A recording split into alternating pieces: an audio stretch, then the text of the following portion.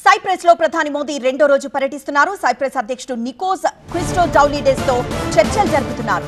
Digital startup రంగాల్లో రెండు దేశాల మధ్య ఒప్పందాలు కుదుర్చుకుంటున్నాయి. మోదీకి సైప్రస్ అత్యున్నత పురస్కారం ప్రదానం చేసింది. ఇది 140 కోట్ల భారతీయులకు సన్మానమన్నారు మోదీ. ప్రధాని మోదీ సైప్రస్ పర్యటన బిజీగా కొనసాగుతోంది. మోదీ ఎక్కడికి వెళ్లినా ఘన స్వాగతం లభిస్తోంది. సైప్రస్ నికోస్ క్రిస్టోడౌలిడెస్ మోదీకి ఘన స్వాగతం పలికారు. మోదీకి సైప్రస్ అత్యున్నత పురస్కారాన్ని ప్రదానం చేశారు.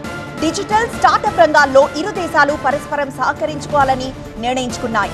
ప్రధాని మోదీకి ఇది 23వ అత్యున్నత పురస్కారం. సైప్రస్ అధ్యక్షుడు నికోస్ క్రిస్టోడౌలిడెస్ కు ధన్యవాదాలు తెలిపారు మోదీ. ఇది తనకు లభించిన గౌరవం కాదని 140 కోట్ల మంది భారతీయులకు లభించిన పురస్కారమన్నారు.